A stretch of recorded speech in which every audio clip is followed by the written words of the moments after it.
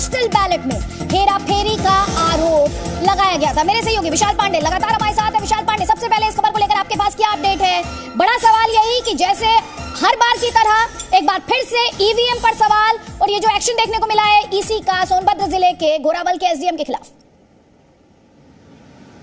देखिए आदित्य, इस बार जो सवाल खड़े हो रहे हैं वो ईवीएम की सुरक्षा और उसकी व्यवस्था को लेकर यहां पर समाजवादी पार्टी की तरफ से सवाल खड़े किए गए। सबसे पहले वाराणसी का मामला सामने आया था, जिसमें ट्रेनिंग की ईवीएम को ट्रांसपोर्ट करने को लेकर बवाल हुआ वाराणसी में, और उसके बाद सोनभद्र में पोस्टल बैलेट को लेकर ये पूरी शिकायत समाजवादी पार्टी ने चुनाव आयोग से की थी। संत कबीर नगर में पोस्टल बैलेट जो कि ब्लैंक थे, वो 2 समाजवादी पार्टी के कार्यकर्ताओं ने पकड़े जाने का दावा किया, जिसकी शिकायत डीएम से की। और फिलहाल चुनाव आयोग ने सोनभद्र के घोरावल के एसडीएम को हटा दिया है। संत कबीर नगर में जिलाधिकारी ने लेखपाल को सस्पेंड कर मुकदमा दर्ज करने के आदेश दिए हैं, और वाराणसी के मामले में भी फिलहाल चुनाव आयोग की तरफ से कार्रवाई संभव बताई जा रही है, जिस पर थोड़ी देर बाद शायद चुनाव आयोग का कोई आदेश आ सकता है। लेकिन क्योंकि कल काउंटिंग होनी है और आज पूरी तरह से अगर हम देखें तो उत्तर प्रदेश में इस वक्त पुलिस के सामने सबसे बड़ी चुनौती कानून व्यवस्था को बनाए रखने की है, शांति व्यवस्था को बनाए रखने की है। वहीं दूसरी तरफ अखिलेश यादव की प्रेस कॉन्फ्रेंस के बाद समाजवादी पार्टी के तमाम कार्यकर्ता अलग अलग काउंटिंग सेंटर के बाहर भारी संख्या में मौजूद हैं। वो काउंटिंग सेंटर के अंदर जाने से पहले लोगों की तलाशी भी कर रहे हैं। तो कुल मिलाकर आप ये कह सकते हैं कि काउंटिंग को लेकर सबसे ज्यादा इस वक्त निगाहें उत्तर प्रदेश में टिकी हुई है आदिति। और बिल्कुल उत्तर प्रदेश पर निगाहें टिकी हुई हैं, क्योंकि दिल्ली का रास्ता 2024 से पहले इस बड़े सेमीफाइनल के तौर पर इन चुनावों को देखा जा रहा है। विशाल पांडे, आप रहिए हमारे साथ। जल्दी से हम अपने दर्शकों को ये भी बताएंगे कि किस तरह से ईवीएम के पक्ष में मार पलटवार किया जा रहा है समाजवादी पार्टी ने। उससे पहले बड़ी खबर आपको दिखा रहे हैं कि समाजवादी पार्टी ने चुनाव आयोग को चिट्ठी लिखी है और ये मांग की है कि मतगणना की लाइव वेबकास्टिंग होनी चाहिए। समाजवादी पार्टी कह रही है कि जो काउंटिंग है उसकी लाइव वेबकास्टिंग हो। ईवीएम में गड़बड़ी की आशंका के बीच ये चिट्ठी लिखी गई है। इस मांग को लेकर विशाल पांडे, जल्दी से कोई अपडेट अगर आपके पास हो तो।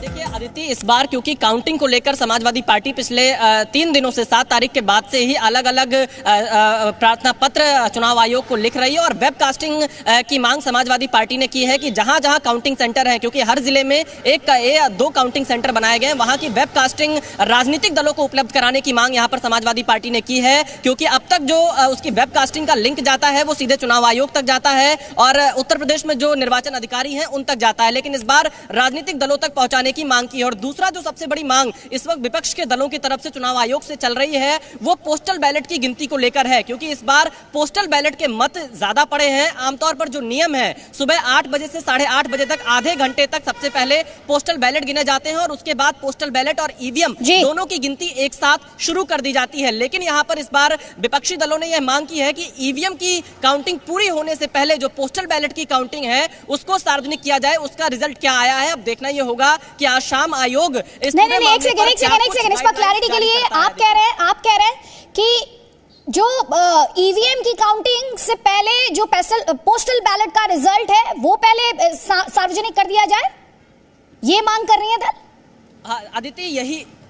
आदित्य बिल्कुल समाजवादी पार्टी ने चुनाव आयोग को चिट्ठी लिखकर यही मांग की है, और समाजवादी पार्टी ने तमाम अपने जो उनके प्रत्याशी हैं, जिला अध्यक्ष हैं या जो मतगणना में एजेंट लगते हैं, उन सभी को चिट्ठी लिखकर इस बात के निर्देश दिए हैं कि ईवीएम की काउंटिंग खत्म होने से पहले, उसका रिजल्ट सार्वजनिक होने से पहले जो पोस्टल बैलेट का रिजल्ट है उसे जरूर आरओ के माध्यम से सार्वजनिक कराया जाए। यह मांग समाजवादी पार्टी ने अपने कार्यकर्ताओं से और चुनाव आयोग से की है। विशाल पांडे आगे आएंगे आपके पास।